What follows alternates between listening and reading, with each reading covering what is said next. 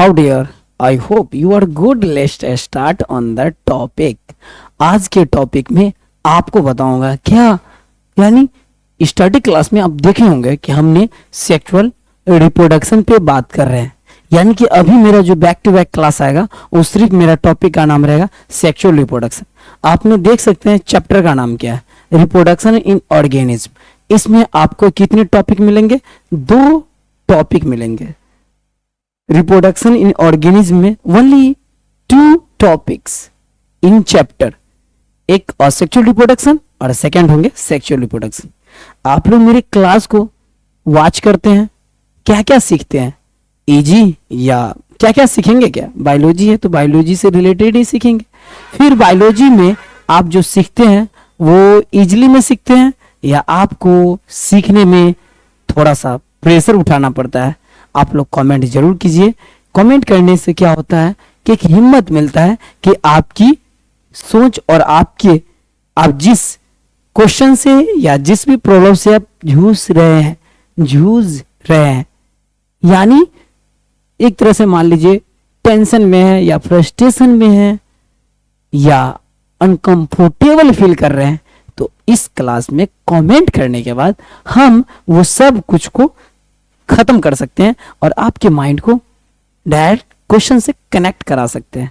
तो चलते हैं, आज हम देखते हैं आज के टॉपिक में, आज की क्लास में आपको क्या क्या सिखाने वाला हूं. आज के क्लास में क्वेश्चन, कौन कौन से क्वेश्चन वीवीआई आपके लिए लेके आया हूं आज की क्लास में जानते हैं.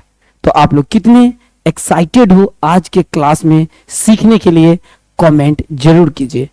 अगर एक्साइटेड हो तो लिखिए आई लव, अगर नो एक्साइटेड हो तो आप लिखिए आई हेट, क्योंकि यहाँ पे आपके ओपिनियन पे डिपेंड करता है, ना कि मेरा प्रेशर से. तो अपने ओपिनियन के बेस पे आपको क्या करना है? कमेंट करना है. मेरा कमेंट बॉक्स आपका क्या करता है? वेट करता रहता है. तो हम आगे बढ़े तो कमेंट कीजिए, आगे बढ़ता हूं. आगे जब हम आएंगे आज, तो आज की क्लास में आपको जो सिखाने वाले हैं, क्या सिखाएंगे? आपको आज ऐसे 5-6 क्वेश्चन से मिलाने वाले हैं, जिस क्वेश्चन के देखने के बाद, समझाने के बाद आप क्या करेंगे? अपने एग्जाम के रिलेटेड प्रिपरेशन भी कर पाएंगे और टॉपिक अगर सेक्सुअल रिप्रोडक्शन का हो या असेक्सुअल रिप्रोडक्शन का टॉपिक अगर आप नहीं देखे होंगे मेरे क्लास को, तो आप वॉच कर लीजिएगा. अगर नहीं भी वॉच करेंगे तो ये क्लास को वॉच करने से आपका जो भी प्रॉब्लम है वो रिमूव हो जाएगा और फिर आपको बहुत मजा आएगा. तो आप लोग कमेंट करें, आगे बढ़ता हूं और आज सिखाता हूं आपको क्या सिखाने वाला हूं. आज मैं जो सिखाने वाला हूं, यानी आपको पता ही होगा कि मेरा टॉपिक क्या है. उससे पहले कि आप ये बता दीजिए कि आप लोग को दिख तो रहा है ना? दिख रहा होगा तो टॉपिक में आएंगे और जानेंगे सेक्सुअल रिप्रोडक्शन. और सेक्सुअल रिप्रोडक्शन को प्यार से सीखेंगे. सेक्सुअल रिप्रोडक्शन को प्यार से क्या क्या सीखेंगे इसमें, इसको जानते हैं स्टेप बाय स्टेप. ध्यान रखना बहुत ही इंपॉर्टेंट होता है. इसमें हम आज आपको बात करेंगे, स्टैटिक क्लास में मैंने क्रोमोसोम के ऊपर बात किए थे और बताया थे 2 टाइप के होते हैं. आज हम क्या करेंगे, मतलब किन किन जीवों में क्रोमोसोम, हैप्लॉइड में कितने होते हैं, डिप्लॉइड में क्रोमोसोम के नंबर कितने होते हैं ये जानेंगे. क्रोमोसोम पोटैटो में कितने होते हैं, ओनियन में कितने होते हैं, एप्पल में कितने होते हैं, पड्डी में कितने होते हैं, और फिर माइज में कितने होते हैं, ह्यूमन में कितने होते हैं, फिर बटरफ्लाई में कितने होते हैं, हाउस फ्लाई में कितने होते हैं, फ्रूट फ्लाई में कितने होते हैं, डॉग में कितने होते हैं, रैट में कितने होते हैं और कैट में कितने होते हैं. ये सब के क्रोमोसोम के नंबर को हम जानेंगे और फिर हम ये भी जानेंगे, पेयर को भी जानेंगे कि कितने पेयर में ह्यूमन में होते हैं, डॉग में होते हैं, कैट में होते हैं, रैट में होते हैं, बटरफ्लाई में होते हैं, फ्रूट फ्लाई में होते हैं, हाउस फ्लाई में. ये सब स्टेप बाय स्टेप जानेंगे. क्या आप लोग रियलिटी में एक्साइटेड हो? तो आज चलता हूं और फिर बताता हूं. देखिए, सबसे पहला जो अगर आपसे पूछे इस तरह के, अगर कि आप एक डायग्राम बना करके मुझे बताइए कि किन किन जीवों में कितने कितने क्रोमोसोम, हैप्लॉइड में कितने होते हैं और डिप्लॉइड में उसका क्रोमोसोम कितने होंगे, तो आप आसानी से बता देंगे आज के क्लास के बाद. तो चलता हूं. सबसे पहले आपके पास आएंगे question, number of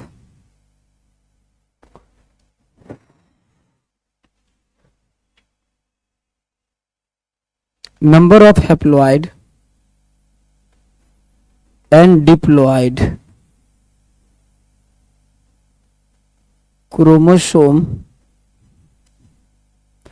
chromosomes in क्या, तो याद रखना है some organism। माइंड में याद रखिएगा, जीवों में क्या जानना है, तो याद रखना है कुछ जीवों में गुणित अगुणित गुणसूत्र की संख्या क्या है ये जानेंगे। यानी कि कुछ जीवों में हैप्लॉइड और डिप्लॉइड के रूप में क्रोमोसोम के नंबर कितने होते हैं ये जानेंगे। जब ये आप जान जाएंगे तो आपके सामने में इससे रिलेटेड अगर क्वेश्चन हो तो मेरे पूरी तरह से मुझे बिलीव है आप पे कि आप उस क्वेश्चन को पूरी तरह से धुआं कर सकते हैं। क्या आप करने के लिए रेडी है? तो आपको एक ऐसा ट्रिक बता रहे हैं जिससे आप रियलिटी में कर डालेंगे। आप प्यार से आएंगे और यहाँ पे लिखेंगे ऑर्गेनिज्म।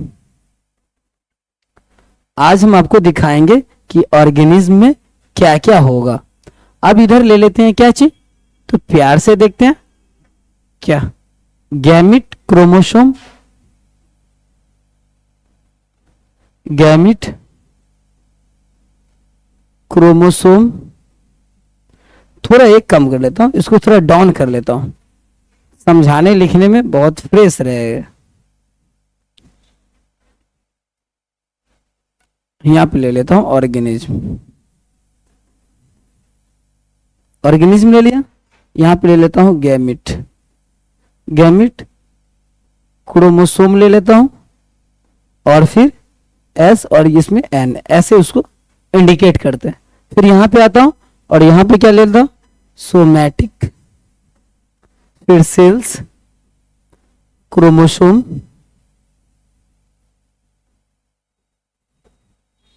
क्रोमोसोम और इसको याद रखिएगा एस और 2n से इंडिकेट करते हैं। जब 2n रहेगा तो डिप्लॉइड, जब n रहेगा तो हैप्लॉइड। आई होप कि आप लोग को समझ में आ ही गया होगा। क्या दिख रहा होगा, 2n लिखा हूं इसलिए, कोई डाउट तो बताइएगा। नंबर 1 में कौन सा ले, किसके बारे में आप जानना चाहते हैं, क्रोमोसोम, कि किस ऑर्गेनिज्म में कितने क्रोमोसोम आते हैं। अगर पोटैटो के बारे में जानना चाहते हैं कमेंट कीजिए, अगर डॉग के बारे में जानना चाहते हैं कमेंट कीजिए, अगर कैट के बारे में, आप जिसके बारे में बोलेंगे हम उसके बारे में, क्रोमोसोम डिप्लॉइड में कितने होते हैं, हैप्लॉइड के रूप में कितने होते हैं उस जीव में क्रोमोसोम, ये बताएंगे। फिलहाल में आपके अगर माइंड में कोई होंगे तो मैं यहाँ पे लिख रहे हैं, देख रहे हैं इससे मैच हो रहा है। पोटैटो को ले लेते हैं। पोटैटो में देखते हैं कि पोटैटो में हैप्लॉइड में क्रोमोसोम कितने होते हैं। जब पोटैटो की बात आएगा तो हैप्लॉइड में पोटैटो के आते हैं 24 और डिप्लॉइड में टोटल क्रोमोसोम पोटैटो में होते हैं 48। तो डिप्लॉइड में पोटैटो के डिप्लॉइड में क्रोमोसोम के नंबर 48 और हैप्लॉइड में 24 होते हैं। यानी पोटैटो के गैमिट में हैप्लॉइड में 24 क्रोमोसोम होंगे और जब सोमैटिक सेल और जब डिप्लॉइड में जाएंगे तो 48 आ जाएंगे। अब लेते हैं नेक्स्ट को, इसको लॉक कर देते हैं। ओनियन को ले लेते हैं। ओनियन मीन्स जानते होंगे प्याज, इसका हो गया 16 और इधर हो गया 32। यानी ओनियन का डिप्लॉइड हो गया क्रोमोसोम 32 और हैप्लॉइड हो गया 16। अब हम नेक्स्ट को ले लेते हैं, इसको कवर कर देते हैं। नेक्स्ट जब लेंगे तो उसका क्या आ जाएगा, तो माइंड में सेट रखिएगा। एप्पल ले लेते हैं। जब एप्पल में आएंगे तो एप्पल का होता है 17 हैप्लॉइड और डिप्लॉइड हो जाता है 34 हो जाता है। अब हम नेक्स्ट ले लेते हैं। नेक्स्ट में ले लेते हैं माइज, मक्का को ले लेते हैं। जब माइज को लेंगे तो ये आता है यहाँ पे 20 हैप्लॉइड में और डिप्लॉइड में हो जाता है 40। तो मक्का का क्रोमोसोम डिप्लॉइड का जान गए और हैप्लॉइड का भी आप जान रहे हैं। अब नेक्स्ट ले लेते हैं, इसको थोड़ा लॉक कर देते हैं, समझने में आपके लिए बहुत इजी रहेगा। पोटैटो, ओनियन, एप्पल और माइज के जान गए तो आगे बढ़ते हैं और फिर जानते हैं आगे ह्यूमन के बारे में। जब ह्यूमन में आएंगे तो ह्यूमन के हैप्लॉइड क्रोमोसोम के जो नंबर होते हैं 23 होते हैं। 23 पेयर भी बोल सकते हैं। तो वहां पे 26 मिल जाएगा। तो वुमेन में क्रोमोसोम कितने पेयर में होते हैं? 23 पेयर में। जब डिप्लॉयड में आएंगे तो 46 होते हैं क्रोमोसोम के नंबर होते हैं वुमेन में, वुमेन के डिप्लॉयड में।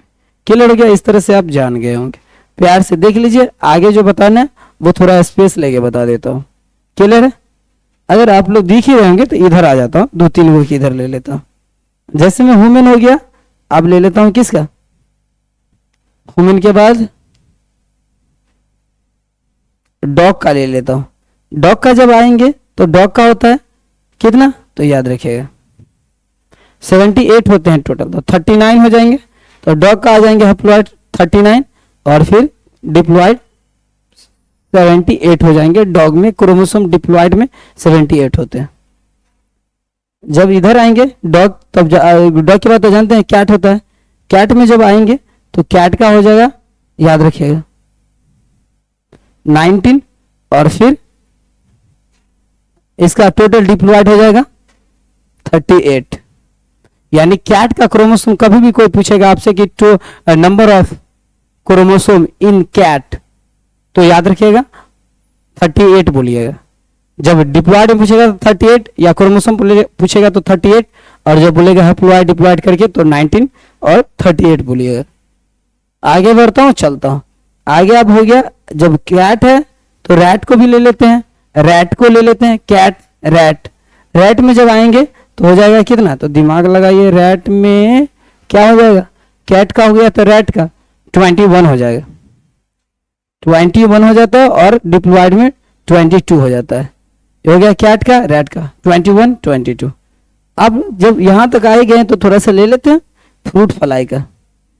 फ्रूट फ्लाई देखते हैं, फ्रूट फ्लाई का, फ्रूट जो फ्लाई होते हैं मधुमक्खी वगैरह, उसमें कितने होते हैं क्रोमोसोम, ये देख लेते हैं। जब फ्रूट फ्लाई में आएंगे तो होते हैं 4, और इधर होते हैं डिप्लॉयड में 8 होते हैं। जब हम आएंगे फ्रूट फ्लाई हो गया तो आते हैं हाउस फ्लाई। हाउस फ्लाई को देख लेते हैं कि हाउस फ्लाई में कितने होते हैं। हाउस फ्लाई, जब हाउस फ्लाई में हम आएंगे तो हो जाएंगे 6, और इधर हो जाएंगे 12। ये माइंड में सेट रखिएगा, 12 हो गया। इस तरह से हाउस फ्लाई, फ्रूट फ्लाई देख लिए। एक बचा है बटरफ्लाई। बटरफ्लाई के बारे में थोड़ा बता देता हूँ क्या, तो सही रहेगा।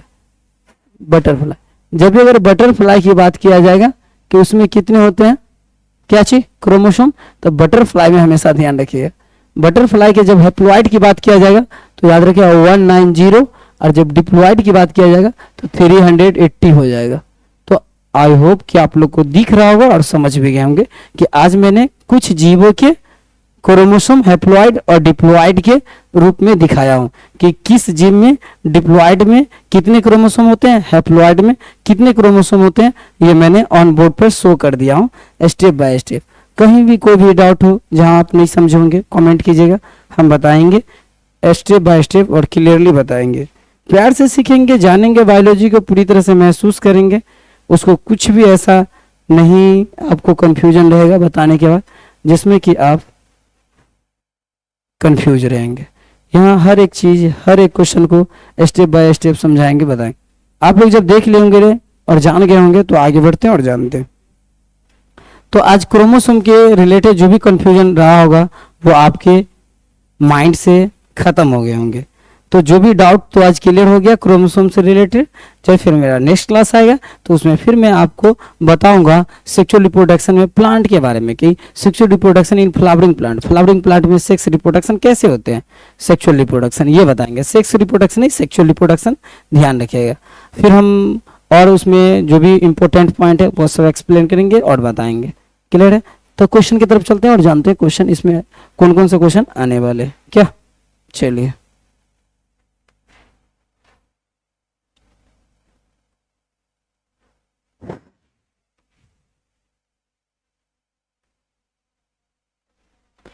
आपने यानी कि इस क्वेश्चन से पहले जो आप सीखे थे वो क्वेश्चन दो टाइप से आप दो डिफरेंट को जाने थे, यानी दो ऐसे वर्ड थे जिस दो वर्ड के डिफरेंट को हमने क्लियर किया था आज की क्लास में। यानी था वी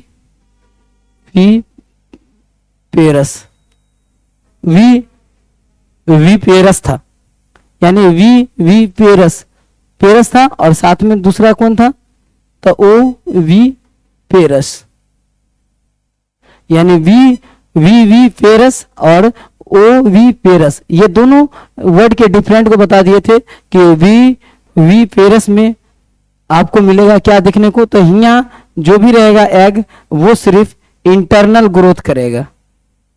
क्या करेगा? इंटरनल ग्रोथ होगा, मदर के यूट्रस में ग्रोथ होगा इसका, ये जो होगा इसका एग डेवलप होगा लेकिन इंटरनल डेवलप होगा, इंटरनल डेवलप होगा।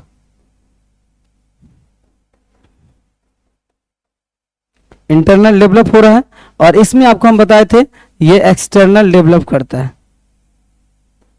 एक्सटर्नल इसका एग डेवलप होते हैं, इसका अंडा एक्सटर्नल डेवलप होते हैं, डेवलप होता है। अगर डेवलप एक्सटर्नल डेवलप होते हैं इसका मतलब नहीं समझेंगे तो ये बताते हैं, इसके जो है ना एग एक्सटर्नल जगह पे डेवलप होके और उसके बाद इम्ब्रायो बनाते हैं,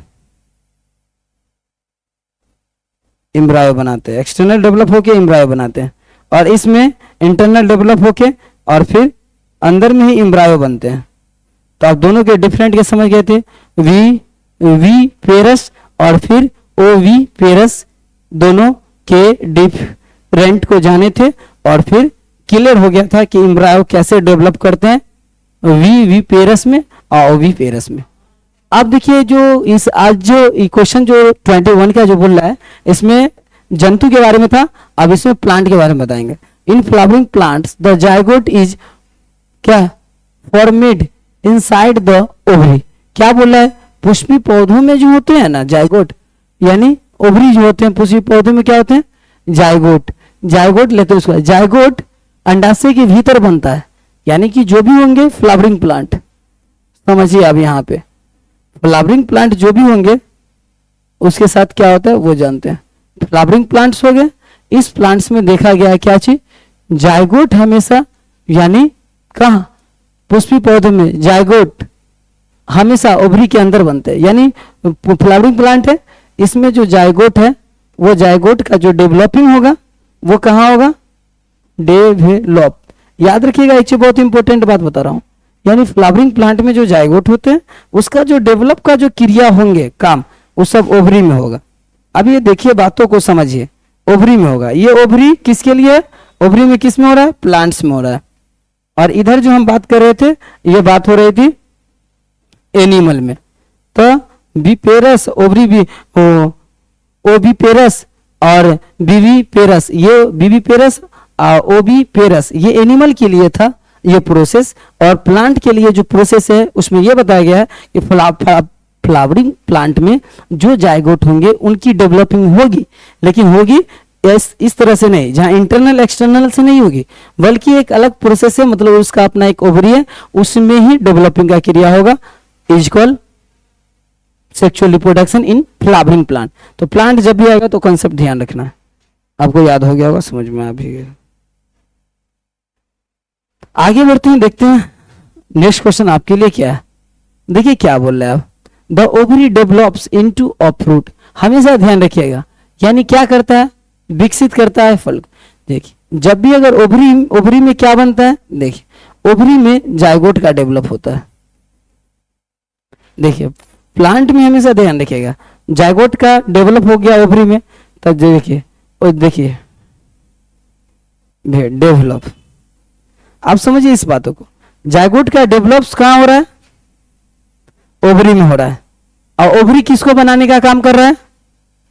ओवरी जब ये डेवलप हो जाता है ओवरी, तो देखिए क्या बनता है। ओवरी जब डेवलप्स हो जाते हैं तब क्या बनते हैं? याद रखिएगा, फ्रूट बन जाते हैं।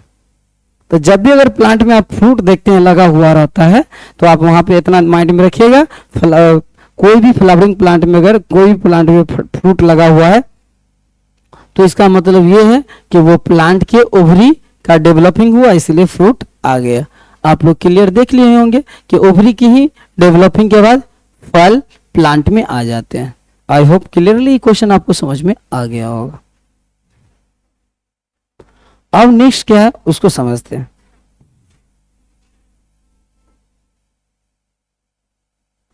आप देखिए, अब जो मेरा क्वेश्चन आया 24, उसमें क्या बताया गया? The ovule develops into a seed. हमेशा ध्यान रखिएगा, ओव्यूल, ओव्यूल जो है ना, जब ओव्यूल का डेवलपिंग होगा तो ओव्यूल क्या बन जाएगा? ओव्यूल जब डेवलप्स होगा तो हमेशा ध्यान रखिएगा ये क्या बन जाएगा, सीड बन जाएगा। यानी कि आप दोनों अंतरों को समझिए। ओवरी जब डेवलप्स होगा, डेवलप होगा तो फ्रूट्स बन जाएगा, फ्रूट्स बन गया। और जब ओव्यूल डेवलप होगा तो हमेशा ध्यान रखिएगा सीड बन जाएगा। तो ओव्यूल के डेवलप पे सीड और ओवरी के डेवलप पे फ्रूट्स बनते हैं। यानी कि आप लोग को प्लांट से रिलेटेड जब भी अगर क्वेश्चन आएंगे तो आप इजी में बता सकते हैं कि ओव्यूल से सीड और ओवरी से फ्रूट बनते हैं। लेकिन अगर यही अगर बीबी पेरस और ओबी पेरस में अगर चले जाएंगे तो वहां पे एनिमल से रिलेटेड होते हैं, तो वहां एक्सटर्नल इंटरनल जो ओवरी मतलब यानी ओवम होते हैं, यानी एग होते हैं, यानी अंडाणु होते हैं, उनका डेवलपिंग क्या होते हैं इंटरनल और एक्सटर्नल में, और साथ में जाइगोट जो होते हैं उनकी डेवलपिंग होके फिर एम्ब्रायो बनते हैं। लेकिन यहाँ जो कॉन्सेप्ट क्या है, ओवरी को डेवलप करके फ्रूट और ओव्यूल डेवलप होके सीड बन जाते हैं। सीड से एक नए प्लांट की क्या होती है, उत्पत्ति हो जाते हैं, एक नए प्लांट बन जाते हैं, एक नए प्लांट हमें मिलते हैं। बढ़ते हैं आगे, चलते हैं, देखते हैं आगे क्वेश्चन क्या है। जब हम आगे क्वेश्चन में आते हैं तो देखने को क्या मिलता है, the embryo remains inside the seed. क्या बोल रहा है, भ्रूण बीज के अंदर स्थित रहते हैं। हमेशा ध्यान रखिएगा सीड के क्या, सीड के अंडर क्या देखा गया है, बहुत ही लॉजिकल क्वेश्चन है, याद रखिएगा। सीड के अंदर किसको देखा गया है, एम्ब्रायो को देखा गया है। समझिए हर एक सीड में एम्ब्रायो होते हैं, ये माइंड में एकदम सेट कर लीजिए। नए प्लांट आप जो भी देखते हैं उसको ऐसे हल्के में देखने की कोशिश मत कीजिए। जितने भी नए प्लांट्स देख रहे हैं उसमें एम्ब्रायो उसके सीड के अंदर में होते हैं। और यहाँ जब आप देखें बी पेरस और बी पेरस और ओबी पेरस में जब देखे तो वहां पे क्या था, एम्ब्रायो कहाँ बन रहा था, जाइगोट के बाद एम्ब्रायो बन रहा था। और यहाँ क्या देखे, सीड में एम्ब्रायो होते हैं। तो इससे क्लियर होता है कि प्लांट्स में और फिर एनिमल्स में ये दोनों में क्या होता है, अलग अलग होता है। प्लांट्स का देखे और फिर एनिमल्स का देखे, ये दोनों का जो होते हैं रूल ये डिफरेंट होते हैं अपना अपना। मतलब दोनों सेक्सुअली रिप्रोडक्टिव सिस्टम को सेक्सुअल रिप्रोडक्शन को फॉलो करते हैं, लेकिन दोनों का प्रोसेसिंग थोड़ा अलग होता है। जैसे एनिमल में आप अगर ले लेते हैं तो देखिए एनिमल में आप ले सकते हैं, एनिमल हुआ, एनिमल में भी दो ऑप्शन है। कौन ऑप्शन है, एक हो गया आपको ओबी पेरस हो गया, और सेकंड हो गया आपको बीबी पेरस हो गया। अब बीबी पेरस को समझने के लिए यहाँ पे आते हैं और समझते हैं अभी बीबी पेरस को। बीबी पेरस, अब ये बीबी पेरस में क्या चीज देखने को मिला कि इसमें जो भी अंडाणु रहेंगे वो कहाँ, वो मतलब यानी बॉडी के अंदर में बनेंगे। इसका अंडाणु बाहर में तैयार हो जाएंगे और बाहर में तैयार होके फिर एक बच्चे का निर्माण करेंगे। तो एनिमल का ये रहा प्रोसेस, और इधर प्लांट का रहा। प्लांट में जब आएंगे तो थोड़ा सा उसका डिफरेंट हो जाता है। जहां आपको देखने को मिला एम्ब्रायो बीज के अंदर होते हैं। आई होप कि आप लोगों को क्लियर समझ में आ गया। तो आगे बढ़ते हैं और देखते हैं कि आपका लास्ट क्वेश्चन क्या है, और फिर जब नेक्स्ट क्लास में मिलेंगे तो वहां जानेंगे और देखेंगे। आपका जो लास्ट क्लास है उसमें क्या है, और new plant develops from the seed. हमेशा याद रखिएगा न्यू प्लांट को एक ही चीज डेवलप कर सकता है। न्यू प्लांट कभी भी अगर आपके पास आते हैं तो याद रखिएगा न्यू प्लांट से लाने वाला कोई और नहीं बल्कि सीड होते हैं। एक सीड से ही एक न्यू प्लांट्स आ सकते हैं, 2 सीड से 2 न्यू प्लांट, 10 सीड से 10 न्यू प्लांट आ जाएंगे। और फिर इस तरह से आप जितने सीड डालेंगे उतने न्यू प्लांट आपको देखने को मिल सकता है। तो इस तरह से आपने समझा कि न्यू प्लांट्स सिर्फ सीड से आते हैं, तो बीज से नए पौधे बनते हैं और सीड में एम्ब्रायो होते हैं। और फिर समझ गए थे कि एम्ब्रायो से किसका कौन बनता है, ओव्यूल से सीड बनते हैं, एम्ब्रायो से फ्रूट बनते हैं। तो ये क्लियर देख लिए थे ना आप लोग, एम्ब्रायो से क्या बनते हैं, ओवरी से फ्रूट बनते हैं, ओव्यूल से क्या बनते हैं। तो यहाँ पे थोड़ा क्लियर कर देता हूँ। ओव्यूल जब रहेगा तो ध्यान रखना है क्या बनेगा, सीड बनेगा। अगर ओवरी रहेगा तो क्या बनेगा, फ्रूट्स बनेगा। और फिर क्या रहेगा, ध्यान रखना, सीड रहेगा तो एम्ब्रायो उसमें रहेगा। सीड में एम्ब्रायो रहेगा और सीड से एक न्यू प्लांट बनेंगे। ओव्यूल से सीड आ जाएंगे, और फ्रूट समझ रहे ना, ओवरी से आ जाएगा। इस तरह से आपने देखा, समझा, क्या क्या समझा कमेंट कीजिएगा, क्या क्या देखे कमेंट कीजिएगा, कैसा क्लास लगा कमेंट कीजिएगा। अपने आज के क्लास को जो एंजॉय किया, ये कैसा आपके लिए, कैसा आज का एक्सपीरियंस आप लोग को लगा, ये जरूर बताइएगा। आपकी एक कमेंट मेरे लिए बहुत ही हैप्पी मोमेंट और अच्छा एंडिंग रहेगा। Wish you all the best. फिर मिलते हैं नेक्स्ट क्लास में। Thank you so much.